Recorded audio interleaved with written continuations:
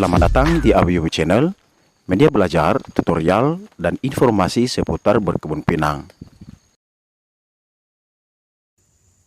Halo semuanya, jumpa lagi dengan saya di Awiyu Channel.